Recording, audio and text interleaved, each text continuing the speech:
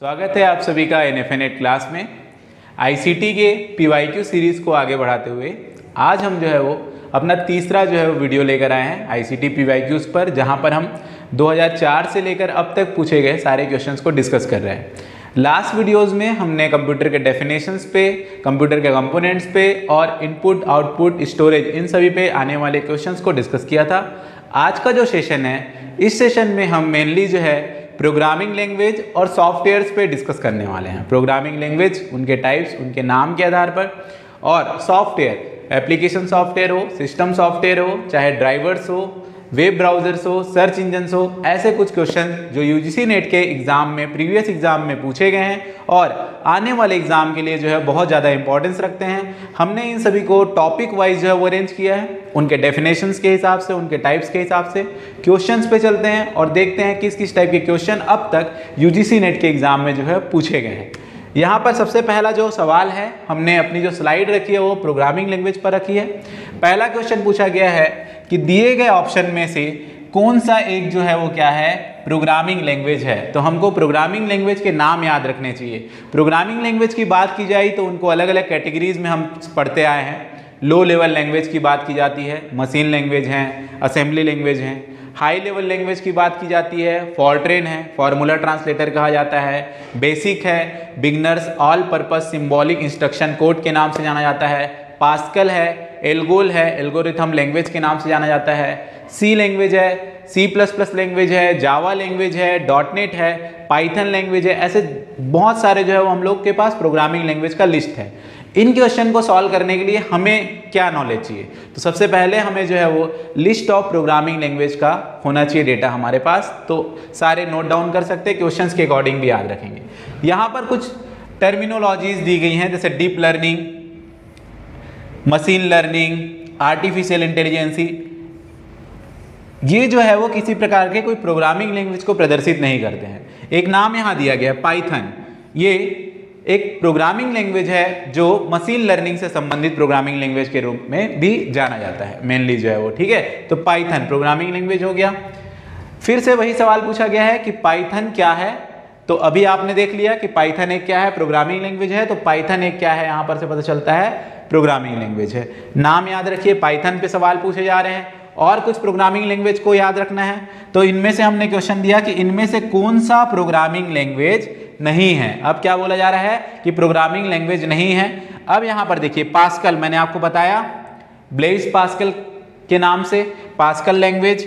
Office, Microsoft office एक क्या है, तो ये एक जो है वो सॉफ्टवेयर सीट के नाम से जाना जाता है। एक पैकेज है सॉफ्टवेयर्स का जिसमें वर्ड, एक्सेल, पावर पॉइंट होते हैं। इसको एप्लीकेशन सॉफ्टवेयर कहा जाता है। ये किस श्रेणी में आते हैं? एप्लीकेशन सॉफ्टवेयर की श्रेणी में आते हैं।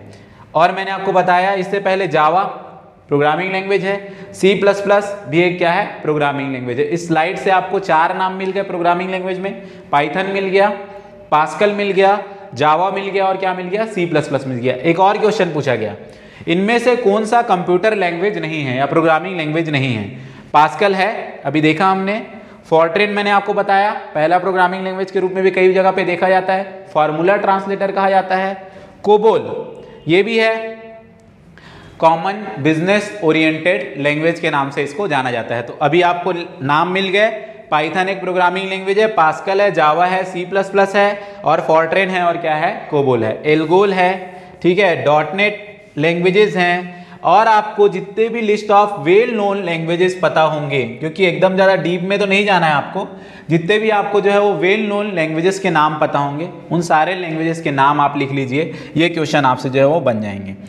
दूसरा जो है वो देखते हैं सेटअप क्वेश्चंस पे क्या किया गया है। अगला जो क्वेश्चन है पूछा गया, एक बार पूछा गया कि 4th जनरेशन लैंग्वेज के नाम से किसको जाना जाता है। अब लैंग्वेजेस के भी जनरेशन्स हैं, लैंग्वेज की जनरेशन्स हैं। मशीन लैंग्वेज बना, असेंबली लैंग्वेज बना, कुछ बेसिक जो है वो आपके हाई लेवल लैंग्वेजेस बने, सी है, ये जो लैंग्वेज आ गया C++ है। 3rd जनरेशन तक की बात हुई। इसके बाद कंप्यूटर में डेटाबेस से संबंधित भी कार्य पर फोकस किया गया। मतलब डेटा को कैसे स्टोर किया जाए, डेटा को कैसे मैनिपुलेट किया जाए, वापस कैसे एक्सेस किया जाए, इनके लिए एक लैंग्वेज डिजाइन किया गया जिसको SQL के नाम से जाना जाता है, स्ट्रक्चर्ड क्यूरी लैंग्वेज। और ये क्या है आपका, ये आपका फोर्थ जनरेशन लैंग्वेज है। ठीक है, इसको हम फोर्थ जनरेशन लैंग्वेज क्यों कहते हैं? एक अलग टेक्निक की बात हो रही है यहाँ पे, स्ट्रक्चर्ड क्यूरी लैंग्वेज, जो कहाँ पर यूज हो रहे हैं? DBMS मतलब डेटाबेस मैनेजमेंट सिस्टम में प्रयोग किए जा रहे हैं। अगला सवाल, अब स्पेसिफिकली एक और लैंग्वेज की बात की जा रही है, HTML की। HTML hyper text markup language. HTML का पूरा नाम क्या होता है? हाइपर टेक्स्ट मार्कअप लैंग्वेज होता है। और ये क्या है? तो ये यूज किया जाता है वेब पेजेस बनाने के लिए। वेब पेज क्या होते हैं? तो इंटरनेट पर प्रदर्शित होने वाला वेब ब्राउजर की सहायता से जो भी पेज आपके सामने दिखाई देता है, उस पेज को हम क्या कहते हैं? वेब पेज कहते हैं। और नंबर ऑफ वेब पेज का जो कलेक्शन होता है वो वेबसाइट कहलाता है। सबसे पहला पेज जो किसी भी डोमेन के द्वारा आप तक पहुंचाया जाता है मेनली, वो आपका होम पेज कहलाता है। तो यहाँ पर HTML बेसिकली क्यों यूज किया गया है? क्या चीज डिजाइन करने के लिए यूज किया गया है? तो वेब पेज डिजाइन करने के लिए यूज किया गया है।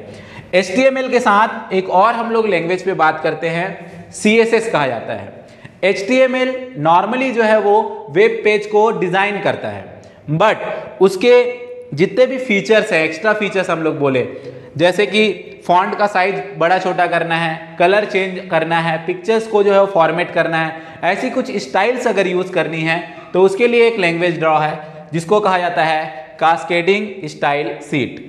CSS का पूरा नाम क्या होता है? Cascading style sheet. तो यहाँ पर लैंग्वेज से ही रिलेटेड था। HTML एक आप ले लीजिए, एक आप CSS के बारे में जान गए और SQL के बारे में जान गए। कुछ लिस्ट में नए नाम, एल्गोल एल्गोरिथम लैंग्वेज, जावा और C लैंग्वेज।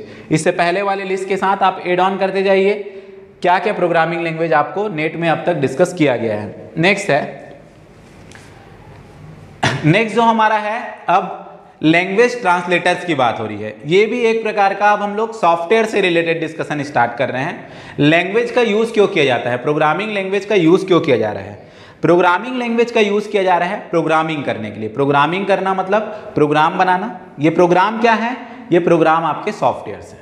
सॉफ्टवेयर अलग अलग टाइप में कैटेगराइज किए गए हैं, जैसे मेल नोन एप्लीकेशन सॉफ्टवेयर्स हैं, सिस्टम सॉफ्टवेयर्स हैं।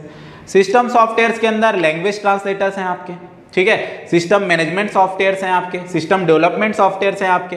तो यहाँ पर लैंग्वेज ट्रांसलेटर के बारे में बात किया गया। लैंग्वेज ट्रांसलेटर में सबसे पहले कंप्यूटर समझता कौन सा लैंग्वेज है? तो कंप्यूटर समझता है मशीन लैंग्वेज। इसके बाद जो भी लैंग्वेज में आप कंप्यूटर में प्रोग्रामिंग करते हैं उसको कंप्यूटर सीधे नहीं समझ सकता है, तो क्या करना पड़ेगा? तो हमें जो है एक लैंग्वेज को दूसरे किसी लैंग्वेज में क्या करना पड़ेगा? कन्वर्ट करना पड़ेगा। इसी के लिए हमको जरूरत पड़ती है लैंग्वेज ट्रांसलेटर्स की। मतलब कंप्यूटर के अंडरस्टैंडेबल लैंग्वेज में चेंज करने के लिए, मतलब मशीन लैंग्वेज में कन्वर्ट करने के लिए हमको लैंग्वेज ट्रांसलेटर की जरूरत है। लैंग्वेज ट्रांसलेटर कहाँ से बात किए जाते हैं? तो असेंबली लैंग्वेज से शुरू होते हैं, क्योंकि असेंबली लैंग्वेज क्या है? मशीन लैंग्वेज के बाद डेवलप किया गया है।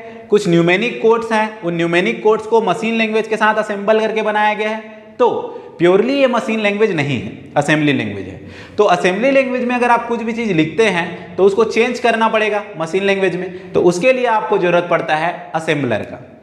अगला कुछ हाई लेवल लैंग्वेज है, सी है, ये सब लैंग्वेज जो होते हैं, इन लैंग्वेजेस में जब लिखा जा रहा है उसको कन्वर्ट करना है पूरे सोर्स कोड को, पूरे कोड को एक बार में मशीन कोड में या ऑब्जेक्ट कोड में कन्वर्ट करना है, तो कंपाइलर है। इंटरप्रेटर भी है। इंटरप्रेटर लैंग्वेजेस के लिए होता है। ये क्या करता है? Statement by statement, line by line change करता है मशीन कोड में। तो तीन जो है वो मेनली नोन हम लोग को लैंग्वेज ट्रांसलेटर याद रखने हैं, असेंबलर याद रखना है, कंपाइलर याद रखना है और इंटरप्रेटर याद रखना है। सवाल क्या पूछा जा रहा है? यहाँ पूछा जा रहा है कि डिस्क्राइबिंग ए लैंग्वेज ट्रांसलेटर, मतलब इनमें से कौन सा ऑप्शन है जो इनएप्रोप्रिएट है? किस चीज के लिए? लैंग्वेज ट्रांसलेटर के लिए। तो हमने अभी बात किया कि लैंग्वेज ट्रांसलेटर में क्या क्या है हमारे पास।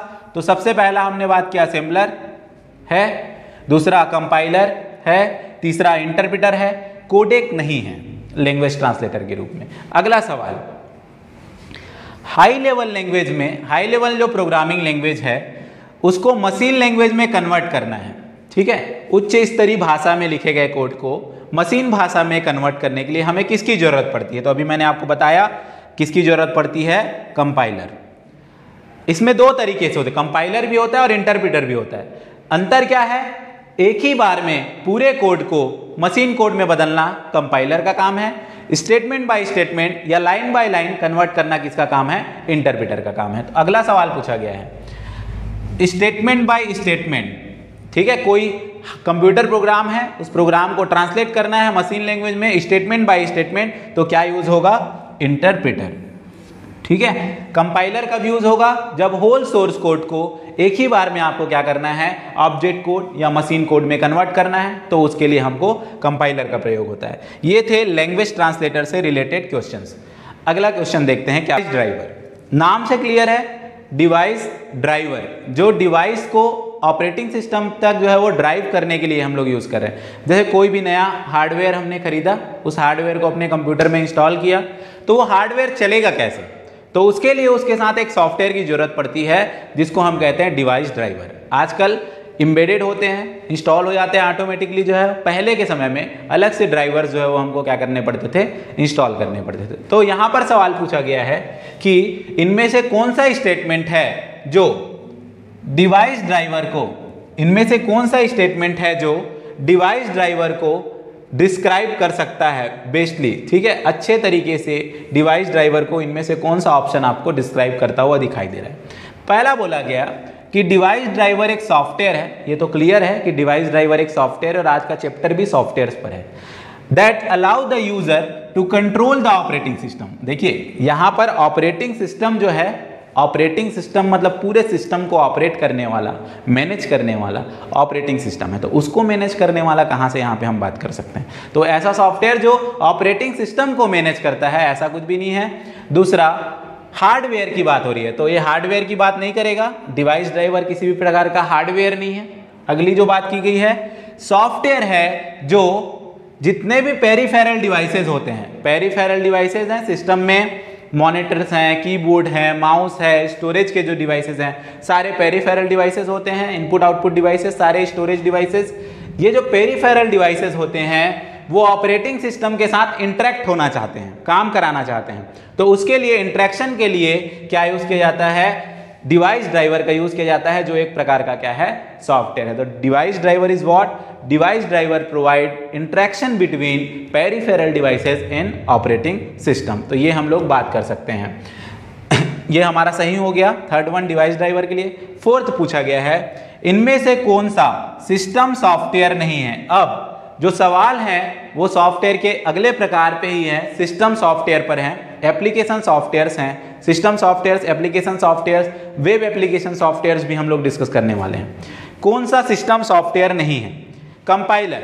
तो कंपाइलर एक लैंग्वेज ट्रांसलेटर है, हमने देखा, सिस्टम को क्रिएट करने के दौरान यूज हो रहा है कंपाइलर। ऑपरेटिंग सिस्टम भी क्या है अपने पास? सिस्टम सॉफ्टवेयर है, ये भी हमने बात कर लिया। एप्लीकेशन सॉफ्टवेयर, एप्लीकेशन सॉफ्टवेयर जो है वो आपका अनदर टाइप ऑफ सॉफ्टवेयर है, वो खुद में अपने आप में एक सिस्टम सॉफ्टवेयर जो क्या करता है? पूरे सिस्टम को मैनेज, क्रिएट, डेवलप करने का काम करता है। एप्लीकेशन सॉफ्टवेयर यूजर के एप्लीकेशन को पूरा करने का काम करता है, उसको हम क्या कहते हैं? एप्लीकेशन सॉफ्टवेयर कहते हैं। तो ये नहीं है, ठीक है। एडिटर, लैंग्वेज क्रिएट, जब हम लोग यूज करते हैं किसी प्रोग्रामिंग लैंग्वेज के थ्रू कोई सॉफ्टवेयर क्रिएट कर रहे हैं, एडिटर्स का यूज करते हैं, तो एडिटर, कंपाइलर, ऑपरेटिंग सिस्टम, ये सिस्टम सॉफ्टवेयर की कैटेगरी में आते हैं, और एप्लीकेशन सॉफ्टवेयर क्या है? अलग कैटेगरी है। तो हमको यहाँ पर क्या याद रखना है? कौन कौन से सॉफ्टवेयर्स हैं जो सिस्टम सॉफ्टवेयर्स के अंदर लिए जाते हैं, और कौन से सॉफ्टवेयर्स हैं जो एप्लीकेशन सॉफ्टवेयर के अंदर लिए जाते हैं। नेक्स्ट देखते हैं हम। नेक्स्ट हमसे फिर अब ऑपरेटिंग सिस्टम पर हमने अपनी चर्चा स्टार्ट की कि ऑपरेटिंग सिस्टम क्या होता है, ऑपरेटिंग सिस्टम के बारे में हम समझते हैं। सबसे पहली चीज कि ऑपरेटिंग सिस्टम एक सिस्टम सॉफ्टवेयर है, ठीक है। और किस टाइप का सिस्टम सॉफ्टवेयर है? System management software. सिस्टम को मैनेज करने का काम करता है यहाँ पर, चाहे वो स्टोरेज मैनेजमेंट की बात हो, चाहे वो प्रोसेस मैनेजमेंट की बात हो, चाहे वो फाइल मैनेजमेंट की बात हो, इनपुट आउटपुट मैनेजमेंट की बात हो। इस प्रकार की फंक्शनैलिटी किसके द्वारा पूरी की जाती है? ऑपरेटिंग सिस्टम के द्वारा पूरी की जाती है। एक यूजर और एक हार्डवेयर, एक यूजर और हार्डवेयर के बीच में इज ए सुपरवाइजर काम करने वाला है ऑपरेटिंग सिस्टम। हमारे सारे काम को हार्डवेयर से कराने के लिए बीच में एक सॉफ्टवेयर की जरूरत पड़ी है, वो है हमारा ऑपरेटिंग सिस्टम। आपने अलग अलग ऑपरेटिंग सिस्टम्स के बारे में सुना है, अभी आप फोन, मोबाइल फोन्स की सहायता से, डेस्कटॉप की सहायता से ये वीडियो देख रहे हैं। आपके मोबाइल फ़ोन में एंड्रॉयड जैसे ऑपरेटिंग सिस्टम्स, मैक जैसे ऑपरेटिंग सिस्टम्स, आपके डेस्कटॉप में विंडोज़ में विंडोज़ जैसे ऑपरेटिंग सिस्टम है आपके पास। यहाँ पर सवाल क्या पूछा गया है कि इनमें से कौन सा स्टेटमेंट जो है वो सही है। किससे संबंधित बात किया जा रहा है? ऑपरेटिंग सिस्टम से संबंधित बात किया जा रहा है। तो सबसे पहला हम लोग देखते हैं क्या लिखा गया है कि ऑपरेटिंग सिस्टम कंट्रोल करता है। किसको कंट्रोल करता है? पेरिफेरल को। तो ये पेरिफेरल क्या है? जितने भी डिवाइसेस हैं, चाहे वो इनपुट हो, आउटपुट हो, स्टोरेज हो, उनको कहा जा रहा है कंट्रोल करता है। मेमोरी एलोकेट करता है, किसी डेटा को या प्रोग्राम को जगह चाहिए तो उसको रखने के लिए मेमोरी का एलोकेशन खाली रहेगा तो वो एलोकेट करने का काम कौन करेगा? ऑपरेटिंग सिस्टम करेगा।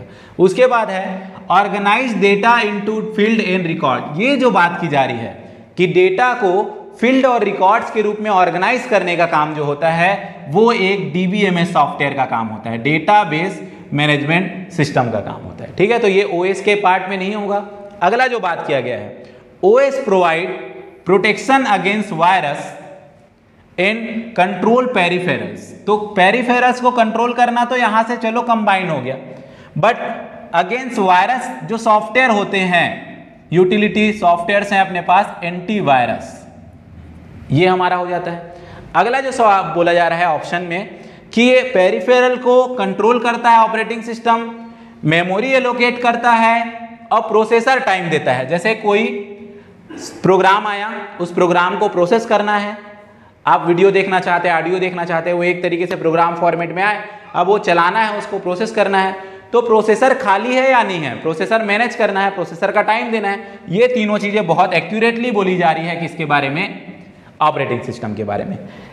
इनपुट आउटपुट मैनेजमेंट या डिवाइस मैनेजमेंट, मेमोरी मैनेजमेंट और प्रोसेसर मैनेजमेंट। ठीक है, अगला जो बात हो रहा है, OS control the processor and peripheral allow the user to connect to the internet. OS का काम इंटरनेट से कनेक्ट करने के लिए अलाउ करने का जो है वो काम नहीं होता है। ठीक है, उसके लिए दूसरे हार्डवेयर्स हैं, सॉफ्टवेयर्स हैं, उनके थ्रू यूज किया जाता है। तो मेनली इसका सही आंसर क्या हो गया कि ऑपरेटिंग सिस्टम पेरिफेरल्स को कंट्रोल करता है, मेमोरी एलोकेट करता है और प्रोसेसर टाइम प्रोवाइड करता है। अगला सवाल ऑपरेटिंग सिस्टम पे क्या बात कर रहे हैं, पूछ रहा है कि set of computer program. Set of computer program क्या होते हैं? तो सबसे पहले याद रखिए सॉफ्टवेयर को ही जो है वो कहा जाता है सॉफ्टवेयर इज व्हाट। तो सॉफ्टवेयर प्रोग्राम है, एक प्रोग्राम है या सेट ऑफ प्रोग्राम्स हैं, उसको हम सॉफ्टवेयर कहते हैं। वो डिपेंड करता है किस टास्क की बात की, इतने टास्क की बात की जा रही है, उसके हिसाब से हम बात कर सकते हैं। यहां पर पूछा गया है कि सेट ऑफ कंप्यूटर प्रोग्राम जो मैनेज करता है किसको? हार्डवेयर सॉफ्टवेयर को कंप्यूटर में, तो उसे क्या कहा जाता है? अभी मैंने आपको बताया कि ऑपरेटिंग सिस्टम क्या है कि सिस्टम मैनेजमेंट सॉफ्टवेयर है, मतलब जो मैनेज करता है। सिस्टम मतलब हार्डवेयर सॉफ्टवेयर का कॉम्बिनेशन यहां पर बात किया जा रहा है, तो दोनों को मैनेज करने का बात हो रहा है, तो उसे क्या कहते हैं अपन? ऑपरेटिंग सिस्टम कहते हैं। ठीक है, ये ऑपरेशन सिस्टम लिखा है, यहां पर आपका क्या हो गया? Operating system. तो ये हमारा थर्ड वन क्या हो जाएगा? Right one.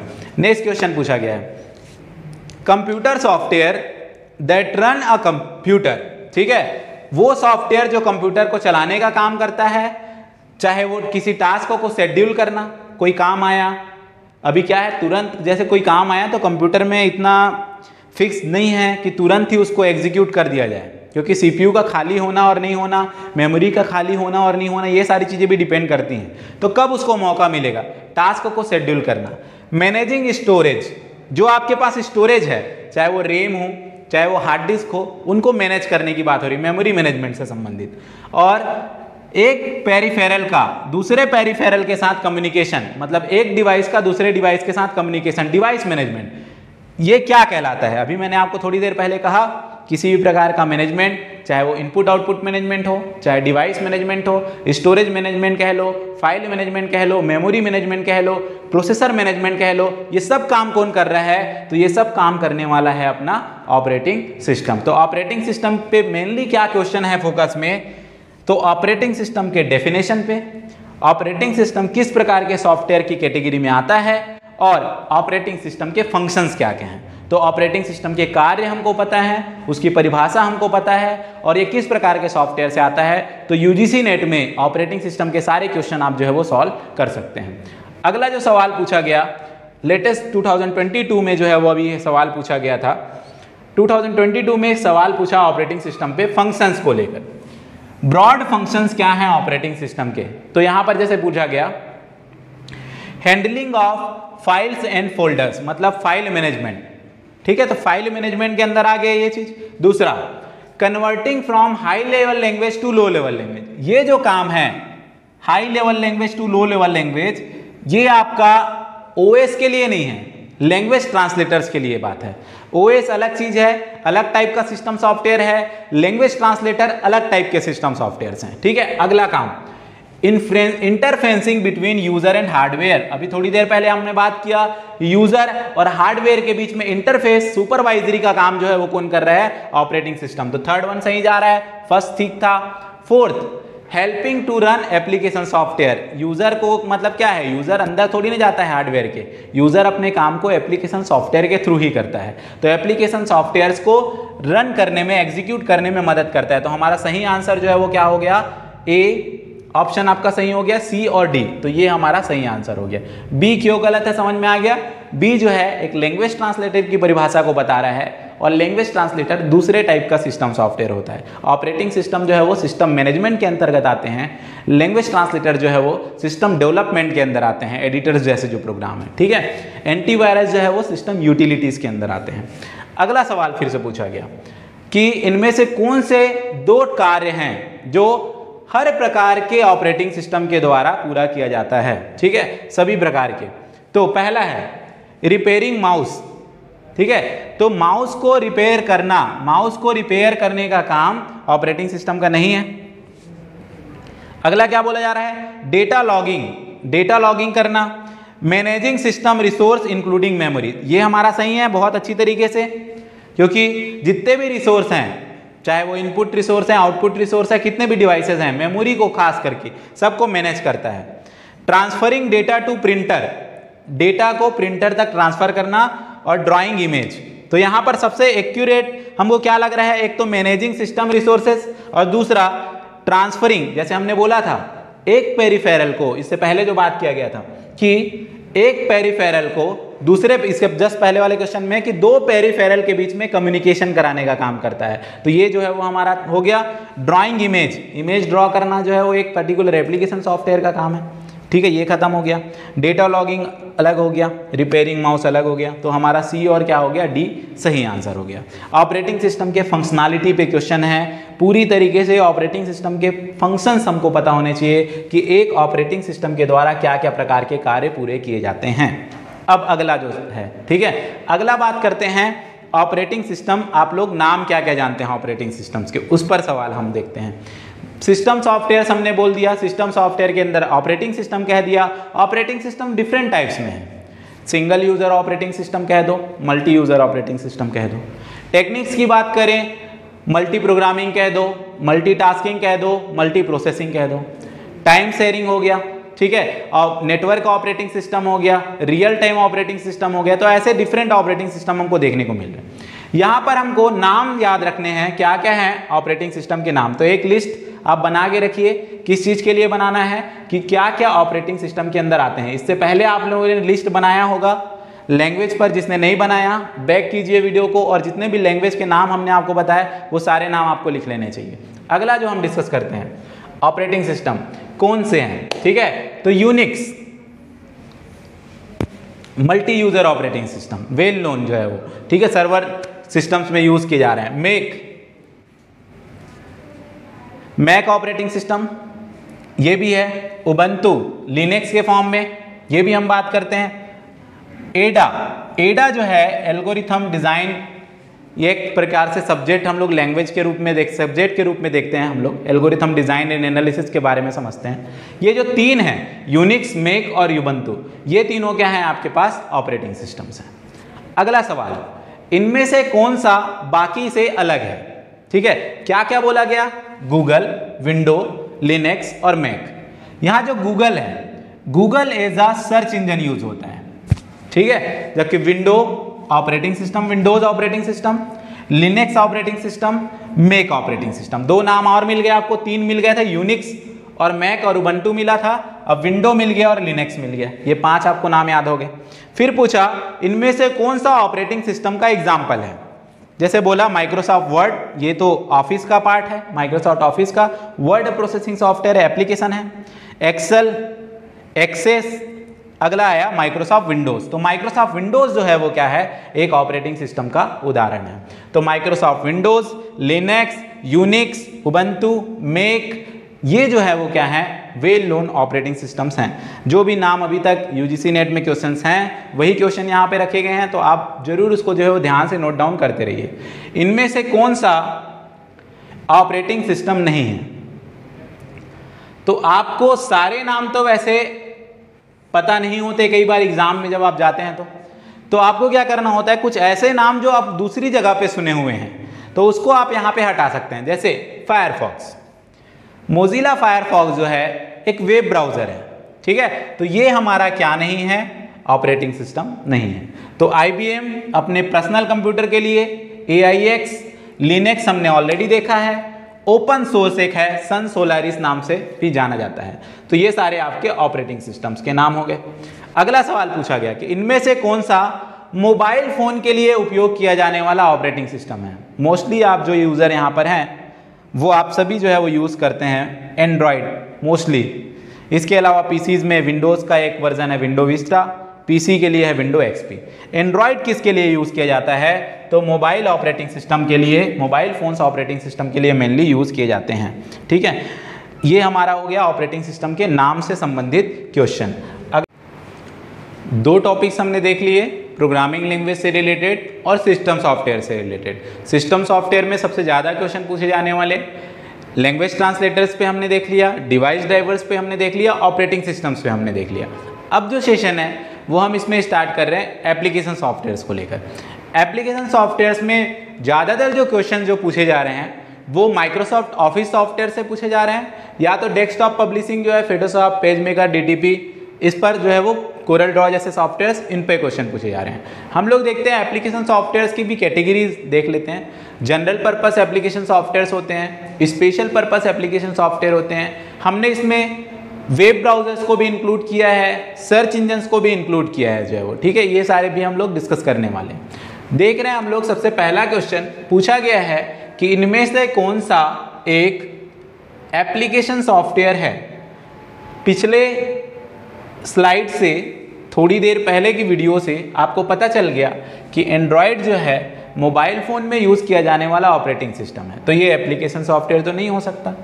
iOS Apple phones में यूज़ किए जाने वाले हम लोग मेनली देखते हैं। लिनक्स का भी ख़त्म, बच गया क्या, MS वर्ड। तो MS वर्ड जो है एक एप्लीकेशन सॉफ्टवेयर है जो किस पैकेज के अंदर बात किया जाता है, MS ऑफिस के अंदर। वर्ड प्रोसेसिंग सॉफ्टवेयर के नाम से इसको जाना जाता है, MS वर्ड, ठीक है। अब MS वर्ड के रिलेटेड क्या क्या क्वेश्चन पूछे जा रहे हैं। MS वर्ड और एक्सेल में आजकल बहुत सारे क्वेश्चन पूछे दिए जा रहे हैं फॉर्मुलेशन से रिलेटेड। अब देखते हैं शॉर्टकट टू अनडू टाइपिंग। जब हम टाइपिंग करते रहते हैं MS वर्ड में तो जो टाइप किया है उसको अनडन करना है। एक होता है रीडन, एक होता है अनडन। तो अनडन करने के लिए हम लोग को पीछे जाना है, मतलब जो चीज़ें हमने की है गलती से हो गया, पीछे जाना है, Ctrl+Z। रीडू करना है तो Ctrl+Y। दो शॉर्टकट्स याद रखें। तो अनजेड अनडू के लिए बात हो रही है तो Ctrl+ क्या होता है, Z होता है। Ctrl+P प्रिंट के लिए होता है, Ctrl+S सेव के लिए होता है, ठीक है। नेक्स्ट क्वेश्चन, इनमें से कौन सा माइक्रोसॉफ्ट ऑफिस जो आपका है स्वीट का प्रोडक्ट नहीं है, पैकेज का प्रोडक्ट नहीं है। एक्सेल है स्प्रेडशीट पैकेज के रूप में, पावर पॉइंट है प्रेजेंटेशन बनाने के लिए सॉफ्टवेयर, माइक्रोसॉफ्ट पब्लिशर है। विंडोज जो है वो एप्लीकेशन नहीं है, ये एक ऑपरेटिंग सिस्टम है जो MS ऑफिस पैकेज के अंदर नहीं होता है, ठीक है। अगला सवाल, इनमें से कौन सा जो आपका ऑप्शन है जो MS वर्ड में सेंड करता है एक लेटर को अलग अलग लोगों तक। तो एक ही चीज़ है यहाँ पर जो हम लोग को याद रखना है, मेल मर्ज। मेल मर्ज के अलावा वर्ड में कोई भी ऑप्शंस नहीं है। मेल मर्ज की सहायता से हम एक डॉक्यूमेंट को, एक लेटर को नंबर ऑफ पर्सन्स तक, डिफरेंट पर्सन्स तक क्या कर सकते हैं, सेंड करने का काम कर सकते हैं। एमएस वर्ड में ये फैसिलिटी मिलती है मेल मर्ज के नाम से, याद रखिए। अगला हम लोग देखते हैं, अगला किस पर बात किया जा रहा है। हमको बोला गया है कि आपके पास एक वर्ड प्रोसेसिंग सॉफ्टवेयर है। मान लीजिए आपके पास एमएस वर्ड है। माइक्रोसॉफ्ट के अलावा भी बहुत सारी जो कंपनियां हैं वो वर्ड प्रोसेसिंग सॉफ्टवेयर्स क्रिएट करती हैं, जो हम बहुत ज़्यादातर यूज़ करने वाले हैं। माइक्रोसॉफ्ट यूज़ हो रहा है सिस्टम्स में, तो इसलिए हम वर्ड का ही एग्जाम्पल लेके चलते हैं, एमएस वर्ड का ही एग्जाम्पल लेके चलते हैं। तो एक वर्ड प्रोसेसिंग सॉफ्टवेयर है जिसमें एक पेज में आपके पास एक इमेज है, पेज 2 में। तो एक आपके पास पेज 2 है और इस पेज 2 में क्या रखा हुआ है, आपके पास एक इमेज रखा हुआ है, ठीक है। अब उसको आपको क्या करना है, रिपीट करना है। मतलब ये इमेज पेज 2 में भी रहना चाहिए, रिपीट करने का मतलब यही होता है, ठीक है। यहां भी रहना चाहिए और आपको कहां रखना है, उसको पेज 4 में रखना है उसी इमेज को, मतलब सेम डॉक्यूमेंट के। तो सेम डॉक्यूमेंट के पेज 4 में इसको रिपीट करना है, इस इमेज को। तो इस इमेज को यहाँ से इसकी एक क्या बनाएंगे, कॉपी, और कॉपी बनाकर इस इमेज को यहाँ कर देंगे क्या, पेस्ट, ठीक है। तो क्या ऑप्शन की जरूरत पड़ गई हमको, कॉपी एंड पेस्ट, जब रिपीट की बात की गई तब। और जब मूव करने की बात की जाती, मतलब वो कहाँ अवेलेबल मत रहे, पेज 2 में मत रहे, पेज 4 में चला जाए, तो होता कट एंड पेस्ट, ठीक है। तो यहां पर के सवाल के हिसाब से copy and paste. Find and replace क्यों यूज किया जाता है, कोई टेक्स्ट हमने टाइप किया है, उसको फाइंड करना है। कई बार गलती से कुछ, जैसे नाम है तो हमने क्या किया, NFA को NTA कर दिया, तो हर जगह पे क्या करना पड़ेगा हमको, फाइंड करेंगे NTA और नीचे डिब्बे में लिख देंगे, रिप्लेस वाले डिब्बे में NFA। तो जहां जहां पर NTA लिखा होगा, नेशनल टेस्टिंग एजेंसी, वहां पर NFA लिखा जाएगा, नेट फेलोशिप एकेडमी। तो ये हम लोग कर सकते हैं किसकी सहायता से, फाइंड एंड रिप्लेस की सहायता से। फॉर्मेट एंड रिप्लेस जैसा कोई ऑप्शन नहीं होता है, फॉर्मेट चेंज होते हैं। अगला सवाल, आपको एक डॉक्यूमेंट में, वर्ड प्रोसेसिंग डॉक्यूमेंट में किसी भी टेक्स्ट का या उस डॉक्यूमेंट का जो स्वरूप है, ठीक है, उसको बदलना है, मतलब फॉर्मेट चेंज करना है। स्वरूप बदलने का मतलब किसी का फॉन्ट छोटा है, फॉन्ट बड़ा कर दिया, कलर छोटा बड़ा कर दिया, बोल्ड, इटैलिक, अंडरलाइन कर दिया। ये जो चीज़ें होती हैं इसको फॉर्मेटिंग कहा जाता है। क्या नाम से जाना जाता है इसको, फॉर्मेटिंग। कट, कॉपी, पेस्ट जैसे जो चीज़ें होती हैं वो एडिटिंग पे क्रिएट करती हैं। प्रिंटिंग मतलब प्रिंट करना होता है। राइटिंग जैसे हम लोग टाइप वगैरह को ले सकते हैं, बट इसका कोई मेनू बार नहीं शो होता है। नेक्स्ट क्वेश्चन देखते हैं। अगले जो ऑफिस स्यूट पे हम लोग बात करते हैं, पावर पॉइंट पे।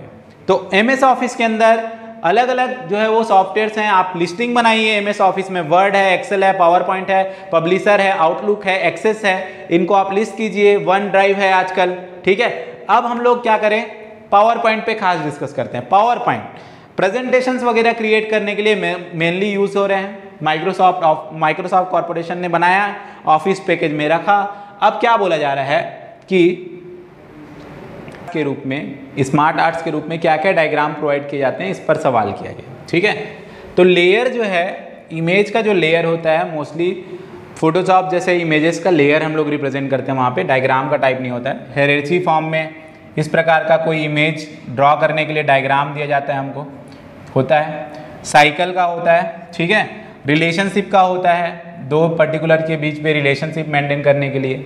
लिस्ट के लिए होता है, प्रोसेस के लिए डायग्राम होता है। ऐसे कुछ डायग्राम्स होते हैं। लेयर जो है वो ऑप्शन यहाँ पर नहीं लिया जाएगा, ठीक है। तो क्या पूछा गया है, smart art diagram Microsoft power point में क्या क्या यूज किए जाते हैं। अगला जो क्वेश्चन है वो फिर से है आपका माइक्रोसॉफ्ट पावर पॉइंट के लिए ही। इसमें स्लाइड के ओरिएंटेशन पे क्वेश्चन पूछा गया है। स्लाइड का ओरिएंटेशन कहो, पेज का ओरिएंटेशन कहो, दो ही तरीके से ओरिएंटेशन को हम समझते हैं। एक हमारा जो होता है वो होता है पोर्ट्रेट, और एक जो हमारा होता है वो होता है लैंडस्केप, ठीक है। चाहे वो डॉक्यूमेंट में बात की जाए, चाहे वो स्लाइड्स में बात की जाए, पोर्ट्रेट और क्या होता है, लैंडस्केप। इसको क्या कहा जाता है, इसको पेज ओरिएंटेशन या स्लाइड ओरिएंटेशन के नाम से जाना जाता है, जहाँ पर चित्र जो है वो आपके लैंडस्केप और ओरिएंटेशन में, मतलब लैंडस्केप और आपका क्या हो गया पोर्ट्रेट में शो होते हैं। अगला जो क्वेश्चन है वो तीसरे जो सॉफ्टवेयर हम बात किए थे, जैसे हमने कहा कि हमारा फोकस जो यूजीसी नेट में दिया जा रहा है क्वेश्चन, वो ऑफिस पे ज़्यादातर दिया जा रहा है, वर्ड में दिया है। ये सारे जो क्वेश्चन हैं हमारे द्वारा क्रिएटेड क्वेश्चंस नहीं हैं, ये सभी क्वेश्चन ऑलरेडी जो है यूजीसी नेट के द्वारा प्रीवियस ईयर क्वेश्चन हैं, पूछे गए हैं। ठीक है, ध्यान रखिएगा। थर्ड जो है, अब हम लोग स्प्रेडशीट पे बात करते हैं, एक्सेल पे बात करते हैं। यहाँ पर बोला गया है कि कैलकुलेशन से संबंधित या हमको बजट प्रिपेयर करना है तो ऑटोमेटिक कैलकुलेशन, गणनाओं से संबंधित गणितीय गणनाओं करने के लिए यूज किया जाने वाला सॉफ्टवेयर क्या है, तो उसको हम कहते हैं स्प्रेडशीट सॉफ्टवेयर कहते हैं। और माइक्रोसॉफ्ट एक्सेल जो है एक बहुत अच्छा एग्जांपल है स्प्रेडशीट एप्लीकेशन सॉफ्टवेयर के लिए। अगला क्वेश्चन दिया गया है, एक स्प्रेडशीट हमको दिया गया है जहां कुछ सेल दिए गए हैं। ये जो सेल का रिप्रेजेंटेशन है नंबर ऑफ रो और नंबर ऑफ कॉलम में किया गया है। इसको हम लोग एक जो है वो क्या कह सकते हैं, सीट कहते हैं। एक्सेल सीट है। अब इस सीट में 3 कॉलम है ए बी सी, 5 रो है 1 2 3 4 और 5। कुछ डेटा दिया गया है, देखते हैं क्या क्वेश्चन है। एक इक्वेशन लिखा गया B2 में। अब ये B2 क्या होगा, B2 कहने का मतलब B नंबर का कॉलम और 2 नंबर का रो। तो B2 जो पोजीशन है वो है आपका ये पोजीशन। ठीक है, यहाँ क्या करना है, is equal to A2 plus B1, मतलब A2 में जो रखा गया है, A2 में क्या रखा गया है 20 प्लस B1 में जो रखा गया है, B1 में क्या रखा गया है 16। इन दोनों को प्लस करना है और कहाँ डालना है B2 में। तो 20 प्लस 16 कितना हो गया आपका 36। तो B2 में क्या आ गया आपके पास 36। आपको पूछा गया है और यहाँ पर इस इक्वेशन को कॉपी करना है, पेस्ट करना है। कहाँ पर पेस्ट करना है, B3 में, B4 में और B5 में। कहाँ कहाँ पेस्ट करना है, B4 और B3, B4 और B5। हर कंडीशन में सेम इक्वेशन है, पोजीशन वही है, डेटा वही को पेस्ट किया जाएगा। तो B3 में भी क्या हो जाएगा 36, B4 में भी क्या हो जाएगा 36 और B5 में भी क्या हो जाएगा 36, क्योंकि इक्वेशन तो वही रखना है। A2 प्लस क्या करना है B1 करना है। तो इस कंडीशन में अगर ऐसा कंडीशन हमको दिया जाए तो हमारा आंसर जो है वो क्या हो गया अपना 36। राइट आंसर हमारा हो जाएगा 36, B5 की बात की जाए तब। और अगर इस क्वेश्चन को दूसरे अकॉर्डिंग हम लोग देखें कि जैसे B2 बराबर A2 प्लस B1 है, उसी को यदि अब क्या करते हैं B3 is equal to A3 plus B2। ठीक है, तो A3 में क्या रखा हुआ 8, B2 में क्या आ गया 36। तो अब ये वैल्यू क्या हो जाएगी, ये तो सेम इक्वेशन के लिए बोल चुका है, फिर भी अगर ऐसा कुछ इक्वेशन को नंबर बढ़ाने का होता तो क्या हो जाता, उसका आंसर 44। वही फिर से बढ़ाते, किसके लिए बढ़ाते हम लोग B4 के लिए। तो क्या करते इसको A4 करते प्लस B3 करते। ऐसा अगर करते तो क्या होता, A4 में क्या आया है 12, B3 में क्या आया है 44। तो वैल्यू कितनी हो जाती है इसकी 56। ठीक है, सेम अगर हम फिर आगे करते तो क्या होता, B5 में क्या होता, B5 is equal to A5 plus B4। A5 में क्या रखा है 0, B4 में क्या रखा है 56। तो इसका आंसर क्या हो जाता 56, अगर इक्वेशन बढ़ाने की बात की जा रही। मगर यहां पर बोला जा रहा है इसके बाद this equation is then copied and pasted to cell. Same equation को आपको कॉपी पेस्ट करना है, तो उस कंडीशन में क्या हो जाएगा हमारा राइट आंसर 36। नेक्स्ट क्वेश्चन देखते हैं। नेक्स्ट क्वेश्चन अब जो है हमारा एप्लीकेशन सॉफ्टवेयर में MS ऑफिस का पार्ट हो गया, वर्ड, एक्सेल, पावर पॉइंट। अब हमारे पास एक क्वेश्चन है DTP से रिलेटेड। जब हम लोग इमेज ड्रॉ करने के लिए, ठीक है, चार्ट्स वगैरह बनाने के लिए, फोटो डिजाइनिंग करने के लिए जब हम लोग प्रयोग में लाते हैं सॉफ्टवेयर्स को, उनको DTP पैकेज कहा जाता है। DTP का पूरा नाम है डेस्कटॉप पब्लिशिंग। ठीक है, इसका नाम क्या होता है डेस्कटॉप पब्लिशिंग। पेज मेकर है, ठीक है, कोरल ड्रॉ है, फोटोशॉप है। ऐसे जो सॉफ्टवेयर्स होते हैं वो किसके अंदर आते हैं, ग्राफिक्स जो सॉफ्टवेयर्स होते हैं डेस्कटॉप पब्लिशिंग के अंतर्गत आते हैं। ठीक है, जो ग्राफिक्स के लिए बात हो रही है। अब कोरल कोरल ड्रॉ किस तरीके का है? तो अभी हमने बताया ग्राफिक्स, तो चित्रण कार्यक्रम, ये जो है वो हमारा सही आंसर हो गया। तो डीटीपी में Photoshop, page maker, Corel Draw से रिलेटेड क्वेश्चन जो है वो दिए जाते हैं। डीटीपी का पूरा नाम से रिलेटेड क्वेश्चन दिया गया, डेस्कटॉप पब्लिशिंग भी बोला जाता है, इस पर भी ध्यान रखिएगा। अगला जो क्वेश्चन है, ये सिस्टम को डिज़ाइन करने की बात होती है, मैनेज करने की बात होती है, उसके लिए होता है केड कैम, कंप्यूटर एडेड डिज़ाइन और कंप्यूटर एडेड मैन्युफैक्चरिंग के नाम से जाना जाता है। इसका फुल फॉर्म पूछा गया है, केड कैम का फुल फॉर्म क्या है? तो क्या है? कंप्यूटर एडेड डिज़ाइन और कंप्यूटर एडेड मैन्युफैक्चरिंग, ये इसका सही आंसर है। ठीक है, केड कैम एक एप्लीकेशन सॉफ्टवेयर है, ठीक है, सिस्टम सॉफ्टवेयर के रूप में भी आप जान रहे हैं हम लोग, केड कैम, कंप्यूटर एडेड डिज़ाइन और कंप्यूटर एडेड मैन्युफैक्चरिंग। अब जो सवाल है हमारे वेब एप्लीकेशन से रिलेटेड है, इंटरनेट का प्रयोग करके चलाए जाने वाले एप्लीकेशंस पे बात हो रही है। इंटरनेट पे सबसे पहले किसी भी एप्लीकेशन को, किसी भी पर्टिकुलर डॉक्यूमेंट को ओपन आउट करने के लिए हमको एक वेल नोन सॉफ्टवेयर की ज़रूरत पड़ती है, जिसको हम वेब ब्राउज़र कहते हैं। वेब ब्राउज़र क्या है, वेब ब्राउज़र के नाम क्या क्या हैं, इससे संबंधित अलग अलग क्वेश्चन देखने को मिलते हैं। यहाँ देखते हैं क्या सवाल पूछा गया है। थ्योरिकली सारी चीज़ें आपको फंडामेंटल हमारा जो प्लेलिस्ट है वहाँ पर सारी चीज़ें मिल जाएंगी, क्योंकि हमको यहाँ ज़्यादा से ज़्यादा क्वेश्चन डिस्कस करने हैं, क्योंकि एग्जाम पास आ गया है, आपको रिवाइज कराना है, इसलिए हम केवल और केवल फोकस कहाँ पर कर रहे हैं? क्वेश्चंस पे कर रहे हैं। देखते हैं क्या बोला जा रहा है।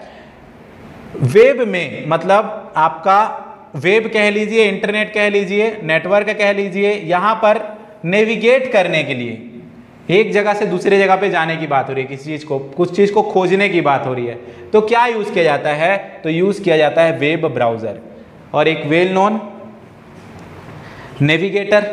ठीक है, तो नेविगेटर एक आपका जो है वो वेब ब्राउज़र के भी नाम से हम लोग समझ के रखें उसको। नेक्स्ट देखते हैं, नेक्स्ट क्वेश्चन पूछा गया है, पहला वेब ब्राउज़र क्या है? तो सबसे पहले वेब ब्राउज़र का प्रयोग www के रूप में, वर्ल्ड वाइड वेब के रूप में रखा गया टिम बर्नर्स-ली। HTML को भी टिम बर्नर्स-ली इस नाम को भी याद रख सकते हैं, और याद रखिए वर्ल्ड वाइड वेब जो है वो क्या है? फर्स्ट वेब ब्राउज़र है। फिर हम देखते हैं नेटस्केप नेविगेटर, हम लोग जो आप बात कर रहे थे नेविगेटर, उसका नाम ही इसीलिए रखा है क्योंकि नेविगेट करता है। नेक्स्ट है अपने पास कि इनमें से कौन सा एक वेब ब्राउज़र नहीं है? Firefox freely available open source, Mozilla Firefox. Facebook web browser नहीं है, एक एप्लीकेशन है, ये भी वेब एप्लीकेशन है, facebook.com, जो अब जो है वो इसकी कॉर्पोरेशन पे नाम रख दिया गया, मेटा नाम से कंपनी चल रही है, फेसबुक एप्लीकेशन यूज़ हो रहा है। Chrome, Google Chrome web browser है, और एप्पल सफारी ये भी क्या है? वेब ब्राउज़र है। नेक्स्ट हम देखते हैं इनमें से कौन सा वेब ब्राउज़र नहीं है? इंटरनेट एक्सप्लोरर हाल फिलहाल बंद कर दिया गया, अभी तक वेब ब्राउज़र के रूप में यूज़ किया जा रहा था इंटरनेट एक्सप्लोरर माइक्रोसॉफ्ट का। Mozilla Firefox web browser, Google Chrome web browser, Yahoo जो है वो वेब ब्राउज़र नहीं है, ये क्या है? सर्च इंजन है। यहाँ हमसे क्या पूछा गया है कि कौन सा वेब ब्राउज़र नहीं है? तो याहू है, ये सर्च इंजन है। अगला है इंटरनेट एक्सप्लोरर क्या है? यहाँ से पता चल गया आप लोग को कि इंटरनेट एक्सप्लोरर क्या है। इंटरनेट एक्सप्लोरर एक वेब ब्राउज़र है, जो हम लोग क्या करते हैं वेब में, इंटरनेट में किसी प्रकार की जांच पड़ताल करने के लिए, किसी चीज़ को ढूंढने के लिए हम किन का प्रयोग करते हैं? वेब ब्राउज़र्स का यूज़ करते हैं। Next question, web browser, Google का जो वेब ब्राउज़र है उसको क्रोम के नाम से जाना जाता है। कौन से स्टेटमेंट जो है वो यहाँ पर करेक्ट है बताने हैं? पहला सही है, दूसरा अभी मैंने आपको बताया है सफारी, एप्पल सफारी, एप्पल के ब्राउज़र को सफारी कहा जाता है। मोजिला फायरफॉक्स क्या है? तो एक ओपन सोर्स वेब ब्राउजिंग है। ओपन सोर्स का मतलब है कोई भी एप्लीकेशन जब इंटरनेट पर फ्रीली अवेलेबल होता है, जिसको आप easy to download, freely to install and freely to use कर सकते हो, इसको हम क्या कहते हैं? ओपन सोर्स के नाम से जानते हैं। तो ये तीनों जो है वो आपका क्या हो जाएगा? सही हो जाएगा स्टेटमेंट्स के according. Next question, internet explorer, Mozilla Firefox, opera mini, ऐसे जो चीज़ें हैं वो किसके लिए हैं? तो ये किसके लिए हैं? Web browsers. ये नाम के हमें क्या देखने को मिलते हैं? वेब ब्राउज़र्स देखने को मिलते हैं। क्या याद रखना है? वेब ब्राउज़र क्या है, वेब ब्राउज़र में क्या काम किया जाता है, वेब ब्राउज़र के नाम याद रखने हैं। वेल नोन जितने भी वेब ब्राउज़र देख रहे हैं आप, उनके नाम नोट करके रखिए। एक स्मॉल टेक्स्ट फाइल है जो वेबसाइट में आपके द्वारा क्या क्या चीज़ें की जा रही हैं, उन चीज़ों को थोड़ी थोड़ी चीज़ें जो हैं उनको ट्रैक करने के लिए स्टोर करके रखने का जो काम करा जाता है उसको कहा जाता है कुकीज़।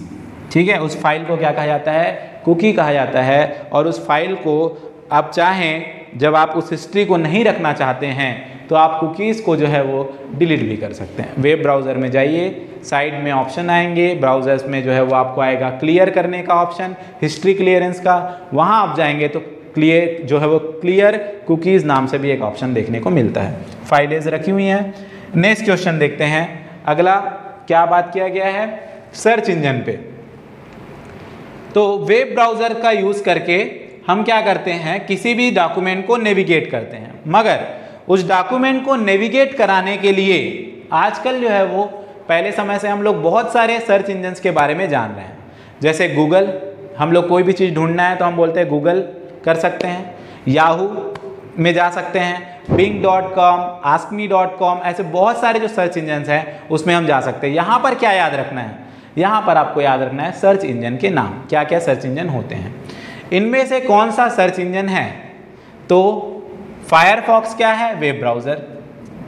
ठीक है, फ्लैश एप्लीकेशन है, इंटरनेट एक्सप्लोरर क्या है, वेब ब्राउज़र। गूगल एक क्या है, सर्च इंजन है। ठीक है, नेक्स्ट क्वेश्चन, इनमें से कौन सा सर्च इंजन नहीं है। अभी आपने देखा क्रोम जो है एक क्या है, वेब ब्राउज़र है, गूगल सर्च इंजन है, याहू सर्च इंजन और बिंग ये क्या है, सर्च इंजन है। इनमें से कौन सा सर्च इंजन है, इंटरनेट कोई सर्च इंजन नहीं है। अभी आप वहाँ बिंग देख चुके हो, बिंग जो है वो क्या है, सर्च इंजन है। स्काइप वीडियो कॉन्फ्रेंसिंग वगैरह के लिए यूज़ होता है। एक्रोबेट रीडर पीडीएफ डॉक्यूमेंट जो होते हैं उनको रीड करने के लिए यूज़ किया जाता है। Next, Bing is a web search engine owned and operate by. ठीक है, बिंग किसके द्वारा, कौन है इसका स्वामित्व, तो बिंग का जो है वो आपका है माइक्रोसॉफ्ट। ठीक है, माइक्रोसॉफ्ट इसका करेक्ट आंसर है।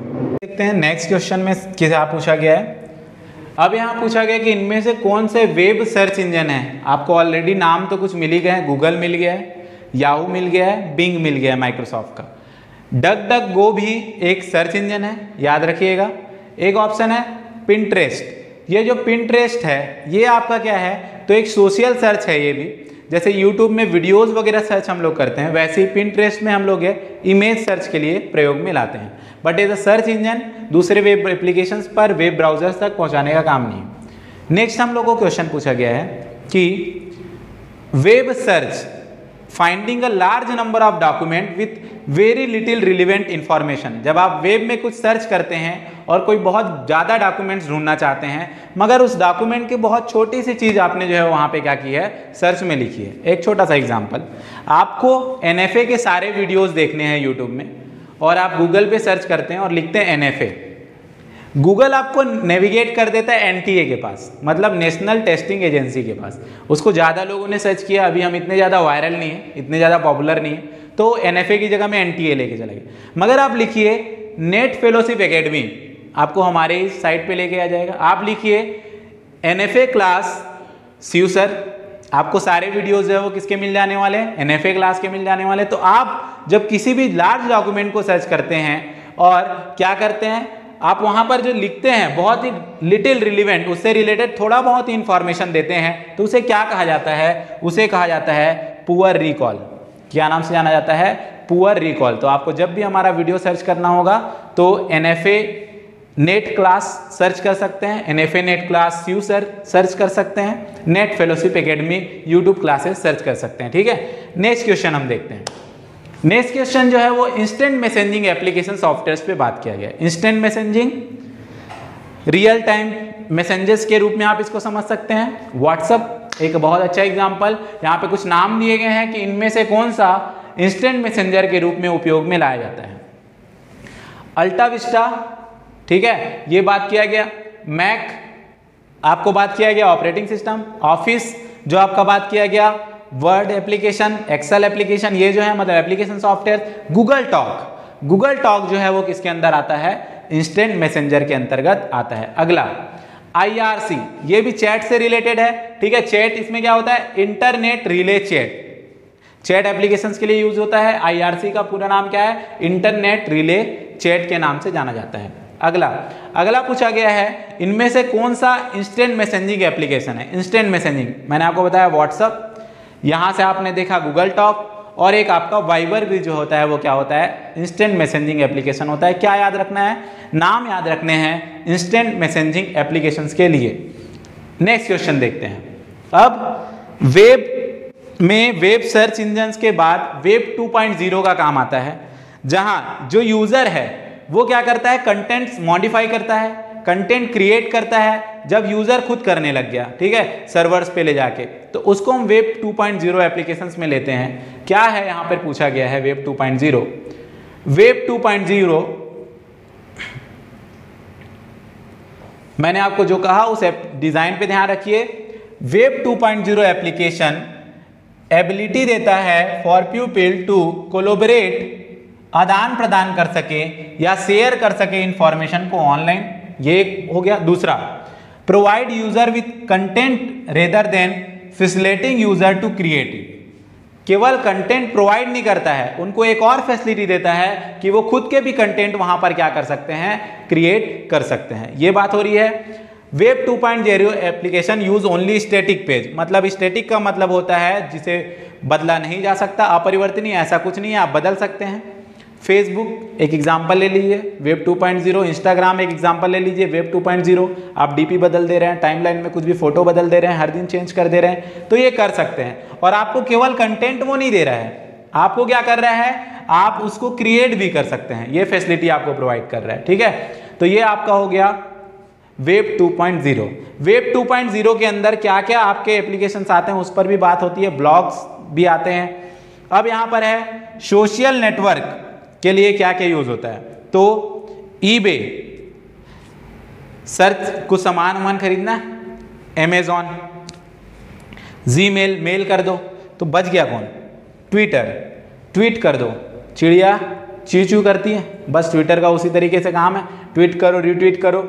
ये सोशल नेटवर्क हो गया एप्लीकेशन, फेसबुक हो गया, इंस्टाग्राम हो गया, ट्विटर हो गया, सोशल नेटवर्क एप्लीकेशंस के अंतर्गत आते हैं। ब्लॉग क्या है, ब्लॉग करने वाले ब्लॉगर हैं, ठीक है। तो ब्लॉग होता क्या है, तो ब्लॉग जो है एक आपका पर्सनल या कारपोरेट वेबसाइट होता है जो ऑनलाइन जर्नल की तरह होता है, जहां आप जाकर आपके मन में आने वाले विचार या किसी के विचार के साथ आपके मन के विचार साझा करना चाहते हैं तो ब्लॉग कर सकते हैं, ठीक है। ब्लॉगर्स के द्वारा ये ब्लॉग किया जाता है।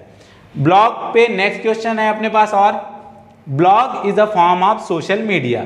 ब्लॉग जो है वो एक क्या फॉर्म में बताया जा रहा है, सोशल मीडिया, क्योंकि आप जो भी ब्लॉग लिखते हैं उसको कोई भी व्यक्ति जो है वो सोशली देख सक रहा है। दूसरा, ब्लॉग जो है वो किसी को भी कम्युनिकेट करने के लिए, मतलब पब्लिक ऑडियंस से कम्युनिकेट करने के लिए, आम जनता से बात करने के लिए जो है वो आपको माध्यम की तरह यूज होता है। तो अगर ये पब्लिक ऑडियंस के लिए है तो ये सोशल मीडिया है, सही है, ये भी सही है, और ये एक्सप्लेनेशन भी क्या किया जा रहा है, सही कहा जा रहा है, मतलब एजर्सन भी सही है, रीजन भी सही है, और जो रीजन दिया गया है वो एजर्सन का क्या है, बहुत सही एक्सप्लेनेशन है। अगला, जो ब्लॉग शब्द है वो किस शब्द से लिया गया है, प्राप्त किया गया है, तो वी ब्लॉग जो शब्द है उससे लिया गया है। ब्लॉग जो है वो वी ब्लॉग से ब्लॉग बना है, और ब्लॉग जो भी शेयर करते हैं, ब्लॉग जो डालते हैं, जो ब्लॉग कंटेंट तैयार करते हैं, उनको ब्लॉगर कहा जाता है। नेक्स्ट जो क्वेश्चन है वो विकी के बारे में है। विकीपीडिया जैसे एप्लीकेशंस आप देखते हैं, विकी पे बारे क्वेश्चन पूछा गया कि आप विकी को कैसे बेस्ट डिस्क्राइब कर सकते हैं। पहला बोला जा रहा है आप इंफॉर्मेशन ऐड करते हैं वेबसाइट पे पर चेंज नहीं कर सकते। बहुत गलत बात है। विकिपीडिया में आप देखते हैं कोई भी इंफॉर्मेशन है उससे रिलेटेड कोई सही चीज आपके पास जानकारी है तो आप चेंज कर सकते हैं, ठीक है। System that allow collaborative modification of its content in structure directly from the web browser. आप क्या कर सकते हैं, तो आप प्रत्यक्ष रूप से वेब ब्राउजर से अपनी विषय वस्तु के प्रतिभाग परक अशोधन को क्या कर सकते हैं, बदलने का काम कर सकते हैं। Publicly accessible personal journal of for an individual, ये बात की गई है। System that monitor content with in a blog, तो ज्यादा बेहतर तरीके से कौन डिफाइन कर रहा है, तो एक सिस्टम जो अलाउ करता है कोलैबोरेट करने के लिए, आप वहां पर कोई भी इंफॉर्मेशन डाल सकते हैं अगर आपको उससे रिलेटेड पता है, और साथ ही साथ आप जो है वो क्या कर सकते हैं, उस कंटेंट में, उस स्ट्रक्चर में किसी प्रकार का क्या कर सकते हैं, मॉडिफिकेशन कर सकते हैं। तो विकी इस प्रकार का जो एप्लीकेशन है ये प्रोवाइड किया जा रहा है। नेक्स्ट हम लोग क्वेश्चन देखते हैं। नेक्स्ट क्वेश्चन में क्या बोला गया है, अब ओपन सोर्स सॉफ्टवेयर की बात की जा रही है। ओपन सोर्स सॉफ्टवेयर पहले भी मैंने बताया फ्रीली अवेलेबल है, आप किसी भी एप्लीकेशन को फ्री में डाउनलोड कीजिए, इंस्टॉल कीजिए और यूज कीजिए, किसी प्रकार का कोई चार्ज आपको देने की जरूरत नहीं है, लाइसेंस लेने की जरूरत नहीं है। तो ओपन सोर्स सॉफ्टवेयर, एक सॉफ्टवेयर को ओपन सोर्स सॉफ्टवेयर कब कहा जाता है, ठीक है। पहला है the developer company is open 24/7, जो जिन लोग सॉफ्टवेयर को बनाते हैं उनकी कंपनी 24 घंटे 7 दिन खुली रहती है, उनको ओपन सोर्स कहा जाता है। Its source code is available to share, study and modify. जिस सोर्स कोड को आप क्या कर सकते हो, शेयर कर सकते हो, इसको स्टडी कर सकते हो, मॉडिफाई कर सकते हो, open source. Download from the internet, चाहे ओपन सोर्स हो चाहे वो लाइसेंस्ड हो, आप उसको डाउनलोड फ्रॉम इंटरनेट तो रखेंगे ही रखेंगे। It is available free of cost, तो ओपन सोर्स का मेनली जो काम है वो क्या है, अवेलेबल फ्री ऑफ कास्ट। यहां पर देखिए मॉडिफाई, आप किसी के द्वारा बनाए गए सॉफ्टवेयर को मॉडिफाई थोड़ी नहीं कर रहे हैं, फ्रीली आप डाउनलोड कीजिए, फ्री ऑफ कॉस्ट है, इंस्टॉल कीजिए और यूज कीजिए।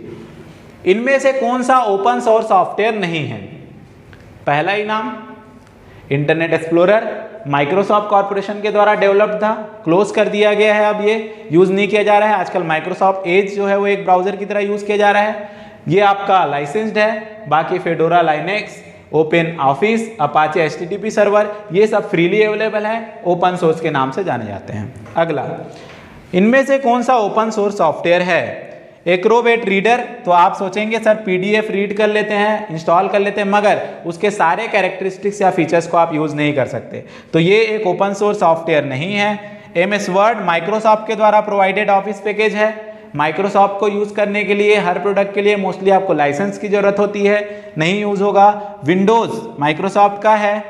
मोजिला फायरफॉक्स, ये एक वेब ब्राउजर है, जो क्वेश्चन में भी पूछा जा चुका है कि इनमें से कौन सा ओपन सोर्स वेब ब्राउजर है, जहां पे हमने डेफिनेशन डिफाइन किया था मोजिला फायरफॉक्स।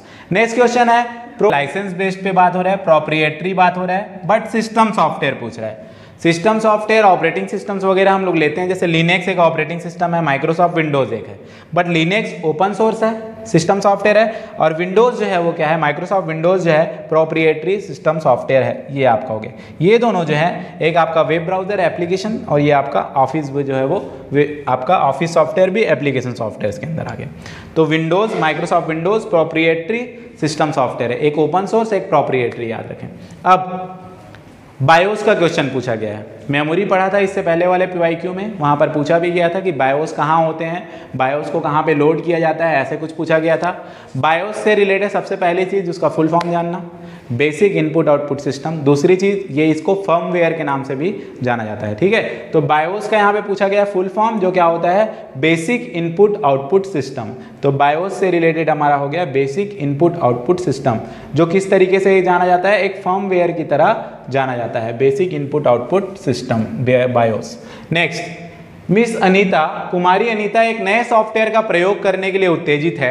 यह सॉफ्टवेयर डाउनलोड करने के लिए मुक्त रूप से उपलब्ध है, मतलब आपको इसको क्या नहीं देना है, चार्ज देने की जरूरत नहीं है, परंतु वह स्रोत, उस सोर्स में आप कोड पर किसी प्रकार का परिवर्तन नहीं कर सकते हैं, तो उसको क्या कहा जाएगा, ये पूछा गया, ठीक है। तो उसको क्या कहा जाएगा, इससे पहले हमने देखा है, क्या नाम से जाना जाएगा, ओपन सोर्स सॉफ्टवेयर के नाम से जाना जाएगा, ये हम लोग को याद रखना है। फ्रीवेयर, जहां पर कोड मॉडिफाई वगैरह की बात की जा रही है, ठीक है। लाइववेयर हम लोग अपने सिस्टम में इंस्टॉल नहीं कर सक रहे हैं, वहां से हम लोग यूज कर सकते हैं, फ्रीली यूज कर सक रहे हैं, इस तरीके से काम हो रहा है। नेक्स्ट हम लोग देखते हैं, software that you can download for free but have to पे।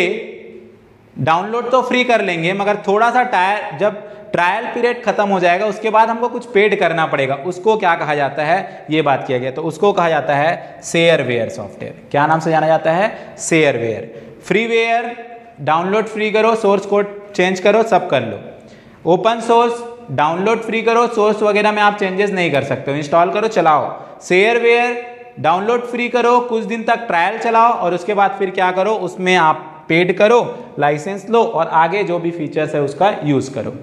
नेक्स्ट, वायरस से रिलेटेड क्वेश्चन पूछे गए हैं। वायरस क्या होता है?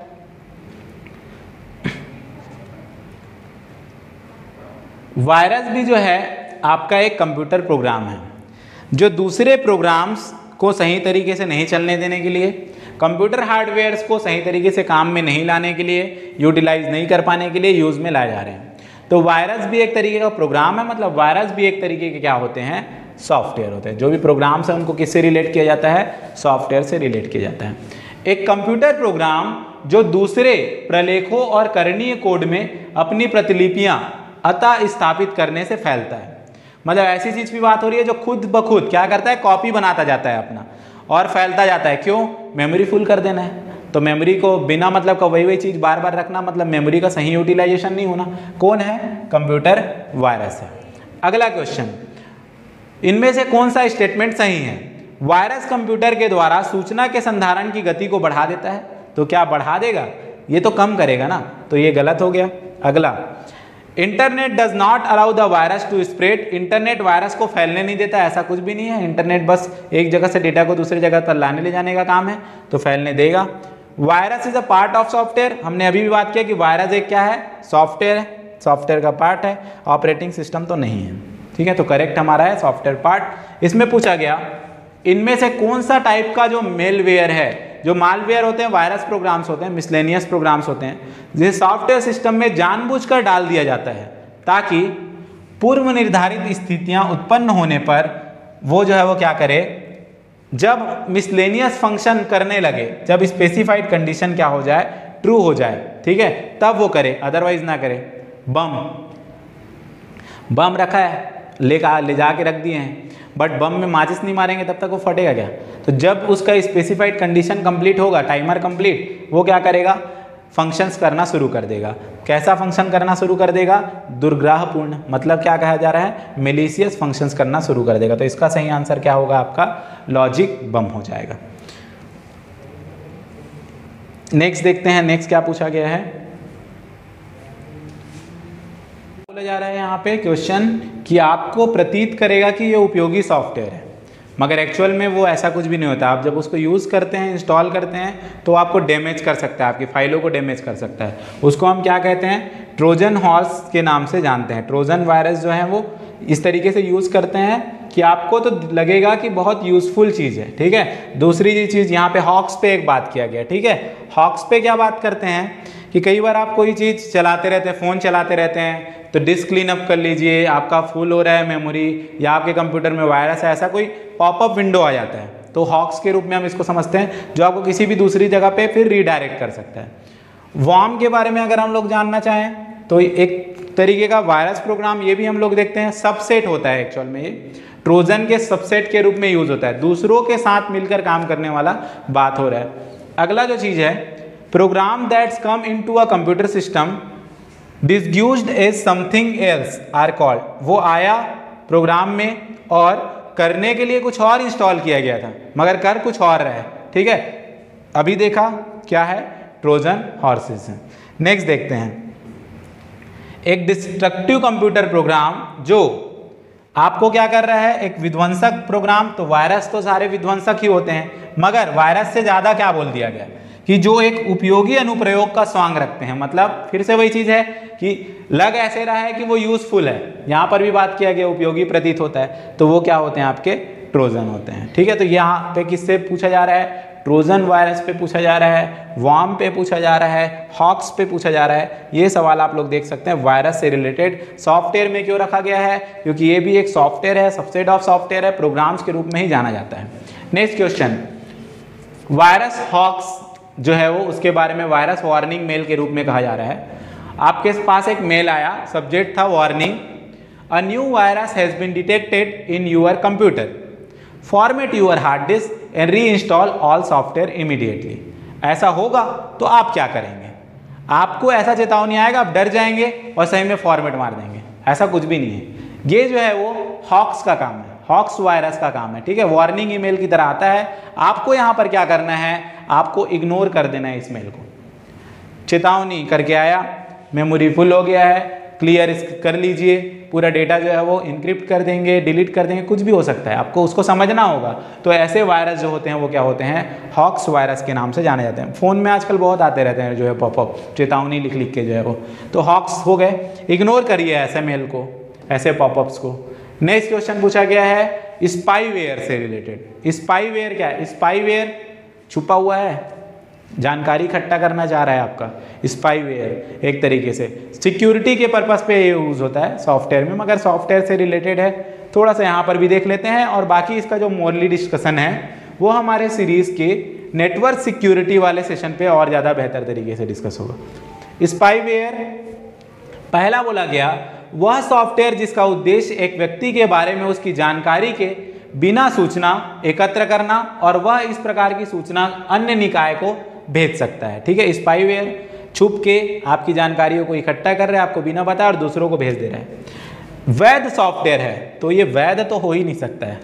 ठीक है, अवैध है ना, आपको किसी को बिना बताए आप जब काम कर रहे हैं तो। अगला, सॉफ्टवेयर जिसका कंप्यूटर के परिचालन के विघटन करने निजी कंप्यूटर प्रणाली पर पहुंच पाने के लिए उपयोग किया जाता है। मतलब आपको कंप्यूटर के काम को डिस्टर्ब करना है, वायरस जैसे चीज हो गए ना, वो तो स्पाईवेयर वाले क्या हुए। एक कंप्यूटर प्रोग्राम अन्य हानिकारक आभासी प्रोग्राम के अंतर्गत छिपा एक कंप्यूटर प्रोग्राम जो स्वयं अपनी प्रतिलिपि बनाता है, वो आम जैसे चीजें होंगी यहाँ पर। तो मेनली क्या है यहाँ पे, ये आपकी बात होगी फर्स्ट वन, सॉफ्टवेयर जिसका उद्देश्य एक व्यक्ति के बारे में उसकी जानकारी उसके बिना सूचना, उसको बिना बताए जो है सूचना को एकत्र करना है और उसको किसी दूसरे जो है वो कंपनीज तक या निकाय तक उसको भेजना। ये जो काम होता है इस टर्म्स को क्या कहा जाता है, स्पाईवेयर कहा जाता है। इसके अलावा कुछ टर्म्स हैं, फिशिंग है, ये जो सारी चीज़ें होंगी उसको हम नेटवर्क सिक्योरिटी पे डिस्कस करेंगे। मिक्स क्वेश्चन है, अब अभी इंडिविजुअली हमने देख लिया programming language, system software, operating systems, ठीक है, एप्लीकेशन सॉफ्टवेयर, MS ऑफिस के बारे में, वेब ब्राउजर्स के बारे में, अब वायरसेस के बारे में। अब हम मिक्स देखते हैं। इसमें वेब ब्राउजर का काम क्या है, वर्ड प्रोसेसर का काम क्या है, स्प्रेडशीट का काम क्या है और वेब ऑथरिंग का मतलब क्या होता है। वेब ब्राउजर, ठीक है, वेब ब्राउजर क्यों यूज किया जाता है आपके द्वारा, तो आप वेब ब्राउजर यूज करते हैं मेनली किस चीज के लिए बोला जा रहा है। यहां पर देखिए नॉर्मली रिटन डॉक्यूमेंट, तो रिटन डॉक्यूमेंट क्या आ गया, वर्ड प्रोसेसर। तो बी में क्या आ गया आपका फर्स्ट, बी में फर्स्ट, ठीक है। स्प्रेडशीट क्यों यूज किया जा रहा है, अभी थोड़ी देर पहले बताया था, न्यूमेरिकल डेटा समराइज करने के लिए, बजट बनाने वाला एक क्वेश्चन आया, तो सी में क्या आ गया आपका, फोर्थ आ गया, ये आपके पास बच रहा है, ये आपके पास बच रहा है, ठीक है। अब वेब ऑथरिंग और वेब ब्राउजर, वेब ब्राउजर से आप क्रिएट नहीं करते हो वेब पेजेस को जो है वो, ठीक है, वेब ब्राउजर से आप वेबसाइट्स में वेब पेजेस को डिस्प्ले कराने का काम करते हो। और वेब ऑथरिंग का मतलब है वेब पेज को क्रिएट करना और वेब पेज को क्या करना, एडिट करना। वेब ब्राउजर वेबसाइट्स पे वेब पेजेस को डिस्प्ले करने के लिए, वर्ड प्रोसेसर डॉक्यूमेंट प्रिपेयर करने के लिए, स्प्रेडशीट डेटा जो न्यूमेरिकल डेटा है उनको एनालाइज और समराइज करने के लिए, और वेब ऑथरिंग जो है वेब पेजेस को क्रिएट और एडिट करने के लिए यूज किया जाता है। नेक्स्ट जो मैच ऑफ द फॉलोइंग के क्वेश्चन है, फिर से उसी प्रकार से कुछ क्वेश्चंस पूछे गए हैं, इनमें से कौन किसको रिलेट कर रहा है ये बताना है आपको। ब्राउजर, आपने नाम देखे थे, ब्राउजर मतलब इंटरनेट एक्सप्लोरर माइक्रोसॉफ्ट का, ठीक है। Programming language Fortran formula translator, operating system DOS disk operating system, और ईमेल के लिए माइक्रोसॉफ्ट जैसे एप्लीकेशंस पे आउटलुक आप ईमेल मैनेज करने के लिए यूज करते हो। ये आपका हो गया मैच ऑफ द फॉलोइंग पे, प्रीवियस क्वेश्चन से ही रिलेटेड है। नेक्स्ट वेब 2.0 एप्लीकेशंस क्या क्या आएंगे ये बताने हैं आपको, सर्च इंजन क्या है ये बताने हैं, सिस्टम सॉफ्टवेयर किससे रिलेट होंगे, और हाई लेवल लैंग्वेज। सबसे पहले वेब 2.0 जैसे हमने बात किया, ब्लॉग्स, ट्विटर जो भी सोशल मीडिया एप्लीकेशंस है वेब 2.0, सर्च इंजन्स गूगल है, याहू है, ये कहां पर हमने देखा था सर्च इंजन पे, system software operating systems Windows 8 iOS, high level languages C++, जावा, ये आपका हो गया मैच। अगला देखते हैं मैच क्या दिया गया है। नेक्स्ट मैच में है लिनक्स क्या है, मोजिला फायरफॉक्स क्या है, नोटपैड क्या है और JPEG क्या है। Joint picture expert group JPEG, picture image, ठीक है, तो ये है आपका इमेज का फाइल फॉर्मेट। नोटपैड क्या है, तो टेक्स्ट फाइल एडिटर है, टेक्स्ट फाइल को एडिट कर सकते हैं। फायरफॉक्स क्या है, ओपन सोर्स वेब ब्राउजर है, लिनक्स एक क्या है, ऑपरेटिंग सिस्टम है। नाम जान लीजिए, आईसीटी के सारे क्वेश्चन जो है वो ऐसे ही मोस्टली कंप्लीट ही हो जाते हैं। 5 क्वेश्चंस ओवरऑल जितनी भी सीरीज हमारी आने वाली है, टोटली 5 क्वेश्चन पूरी तरीके से कवर कर देने वाली है। कुछ और क्वेश्चंस हैं, टेली को डेवलप किया था किस कंपनी ने, ये बताया गया। टेली अकाउंटिंग एप्लीकेशन सॉफ्टवेयर्स के लिए यूज किया जाता है, स्पेशल पर्पस है, अकाउंटिंग एप्लीकेशंस में यूज हो जा रहा है। टेली जो है वो यूज किया था, टेली कॉर्पोरेशन जो है उसने बनाया, टेली कॉर्पोरेशन सॉल्यूशन, तो ये आपका है टीसीएस, ठीक है, टेली सॉल्यूशन, टेली कॉर्पोरेशन। हम लोग टाटा कंसल्टेंसी की बात नहीं कर रहे हैं, हम लोग टेली सॉल्यूशंस की बात कर रहे हैं, टेली कॉर्पोरेशन सॉल्यूशंस की बात कर रहे हैं। नेक्स्ट है, एक एप्लीकेशन दूसरे एप्लीकेशन से, ठीक है, data from one application to another line, जब हम लोग डेटा को एक एप्लीकेशन से दूसरे लाइन में ट्रांसफर करते हैं तो उसे क्या कहा जाता है, उसे कहा जाता है डायनेमिक डेटा एक्सचेंज। क्या कहा जाता है, डायनेमिक डेटा एक्सचेंज कहा जाता है। अगला क्वेश्चन, हाइपर मीडिया डेटाबेस में जब एक डेटाबेस को एक दूसरे से कनेक्ट करके रखा गया है, hyper media database, information bits को स्टोर किया जाता है किस फॉर्म में, तो नेटवर्क की जब भी बात आती है तो बात आती है नोड की, ठीक है। हर कंप्यूटर को वहां पर क्या कहा जाता है, नेटवर्क्स को नोड के नाम से जाना जाता है, कंप्यूटर्स को जो है वो। यहां पर पूछा गया है आपको कंप्यूटर बेस्ड सिस्टम यूज करना है जियोग्राफिकल पॉइंट से रिलेटेड डेटा को स्टोर करने के लिए और मैनिपुलेट करने के लिए। किससे रिलेटेड, जियोग्राफिकल, तो कंप्यूटर बेस्ड सिस्टम जो होते हैं इनको इंफॉर्मेशन सिस्टम कहा जाता है। और किससे रिलेटेड, जियोग्राफिकल, तो क्या आएगा, जियोग्राफिकल इंफॉर्मेशन सिस्टम हमारा जो है वो सही आंसर होगा। अभी तक प्रोग्रामिंग लैंग्वेज से रिलेटेड, सॉफ्टवेयर से रिलेटेड, वेब ब्राउजर्स हैं, वेब एप्लीकेशंस है, सर्च इंजन है, सारे जो क्वेश्चंस हैं हमने डन कर लिए हैं। आप सभी जो है वो जो भी मिस किया होगा इस वीडियो को शुरू से जाकर फिर से आखिर तक वीडियो को देखें और हमारे साथ बने रहिए। सीरीज को और आगे वीडियोस जो है वो डाले जाएंगे। जिन्होंने प्रीवियस वीडियो नहीं देखे हैं, प्रीवियस वीडियो को जाकर फॉलो करें। और हमारे चैनल को अगर किसी ने सब्सक्राइब नहीं किया है तो प्लीज़ हमारे चैनल को जरूर सब्सक्राइब करें। Thank you.